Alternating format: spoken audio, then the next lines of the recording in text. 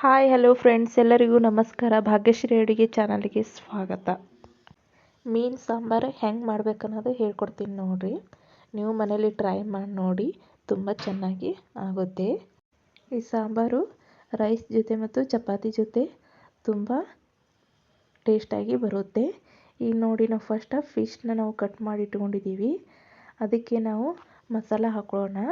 First ನಾವು ಅರಿಶಿನ ಪುಡಿ ಹಾಕೋಬೇಕು.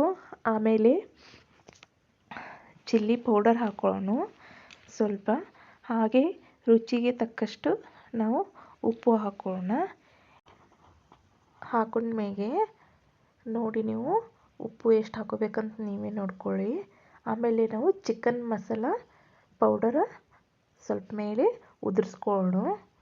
ಹಾಗೆ ನಾವು ಗರಂ ಮಸಾಲ ಪೌಡರ್ ಅದನ್ನು ಸ್ವಲ್ಪ ಉದುರಿಸ್ಕೊಳ್ಳೋಣ. ನೋಡಿ, ಈ ಥರ ಉದುರಿಸ್ಕೊಂಡು ನಾವು ರೆಡಿ ಮಾಡಿ ಇಟ್ಕೋಬೇಕು. ಸ್ವಲ್ಪ ಎಣ್ಣೆ ಹಾಕೋಣ. ಮೇಲೆ ಎಣ್ಣೆ ಹಾಕ್ಕೊಂಡು ಸ್ವಲ್ಪ ರೆಡಿ ಮಾಡಿ ಇಟ್ಕೊಳ್ಳೋಣ. ಮತ್ತು ನಮಗೆ ಸ್ವಲ್ಪ ಬೆಳ್ಳುಳ್ಳಿ ಶುಂಠಿ ತೊಗೋಬೇಕು. ಹಾಗೆ ನಾವೀಗ ಒಗ್ಗರಣೆ ಕೊಡೋಣ. ಒಂದು ಪಾತ್ರೆಯಲ್ಲಿ ಎಣ್ಣೆ ಹಾಕ್ಕೊಂಡು ಅದಕ್ಕೆ ಜೀರಿಗೆ ಹಾಕೊಳ್ಳೋಣ. ಬೆಳ್ಳುಳ್ಳಿ ಶುಂಠಿ ಪೇಸ್ಟ್ ಮಾಡಿಕೊಂಡು ಅದರೊಳಗೆ ಎಣ್ಣೆಯಲ್ಲಿ ಹಾಕಿ ಸ್ವಲ್ಪ ಫ್ರೈ ಮಾಡ್ಕೋಬೇಕು. ನೋಡಿ, ನಾವು ಟೊಮೆಟೊ ಸ್ವಲ್ಪ ರಸ ಮಾಡ್ಕೊಳ್ಳೋದು. ಮಿಕ್ಸರ್ ಜಾರಿನಲ್ಲಿ ಹಾಕಿ ನಾವು ರಸ ಮಾಡಿಕೊಂಡು ಅದರಲ್ಲಿ ಹಾಕಿ ಸ್ವಲ್ಪ ಕುದಿಸ್ಬೇಕು. ನೋಡಿ, ಮೀಡಿಯಮ್ ಫ್ಲೇಮ್ ಒಳಗಿಟ್ಟು ಕುದಿಸ್ಬೇಕು. ಹಾಗೆ ನಾವು ಗರಂ ಮಸಾಲ ಇಲ್ಲಿ ಸ್ವಲ್ಪ ಹಾಕ್ಕೊಳ್ಳೋಣ. ಸ್ವಲ್ಪ ಹಾಕ್ಕೊಳ್ಳಿ, ಯಾಕಂದರೆ ಫಿಶ್ ಮೇಲೆ ನಾವು ಹಾಕ್ಕೊಂಡಿದ್ದೀವಿ. ಹಾಗೆ ನಾವು ಚಿಕನ್ ಮಸಾಲನೂ ಸ್ವಲ್ಪ ಹಾಕ್ಕೊಳ್ಳೋಣ. ಸ್ವಲ್ಪ ಹಾಕ್ಕೊಳ್ಳಿ ಚಿಕನ್ ಮಸಾಲ. ಹಾಗೆ ಸ್ವಲ್ಪ ರುಚಿಗೆ ತಕ್ಕಷ್ಟು ಉಪ್ಪು ಹಾಕ್ಕೊಳ್ಳೋಣ. ನೋಡಿ, ಸ್ವಲ್ಪ ಚಮಚಲೆ ಹಾಗೆ ಕಲಿಸ್ಕೊತ ಹೋಗಬೇಕು. ಕೊಬ್ಬರಿದು ಪೇಸ್ಟ್ ಮಾಡ್ಕೋಬೇಕು.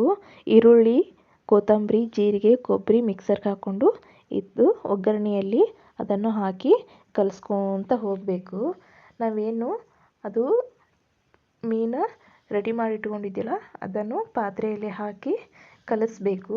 ನಮಗೆ ನೀರು ಎಷ್ಟು ಬೇಕು, ಅಳಸು ಎಷ್ಟು ಬೇಕು ಸಾಂಬಾರ್ಗೆ ಅಷ್ಟು ನಾವು ನೀರು ಹಾಕ್ಕೊಂಡು ಮ್ಯಾಗ ಕೊತ್ತಂಬರಿ ಹಾಕ್ಕೊಂಡು ಕುದಿಸ್ಬೇಕು. ಚೆನ್ನಾಗಿ ಕುದಿಸ್ಬೇಕು. ನಾವು ಒಂದು 5 ನಿಮಿಷ ಚೆನ್ನಾಗಿ ಕುದಿಸ್ಬೇಕು. ನೋಡಿ, ಗಟ್ಟಿ ಬರುವವರೆಗೂ ಕುದಿಸ್ಬೇಕು.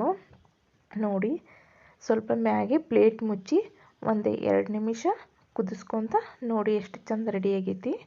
ಇದು ಖಂಡಿತ ರೆಸಿಪಿ ಇಷ್ಟ ಆಗಿದ್ದರೆ ನೀವು ಸಹ ಇದೇ ರೀತಿ ಟ್ರೈ ಮಾಡಿ ನೋಡಿ. ಯಾವ ರೀತಿ ಬಂತು ಎಂಬುದು ಕಮೆಂಟ್ ಮೂಲಕ ತಿಳಿಸಿ. ಭಾಗ್ಯಶ್ರೀ ಅಡುಗೆ ಚಾನಲ್ಗೆ ಸಬ್ಸ್ಕ್ರೈಬ್ ಮಾಡಿ, ಶೇರ್ ಮಾಡಿ, ಲೈಕ್ ಮಾಡಿ. ಧನ್ಯವಾದ.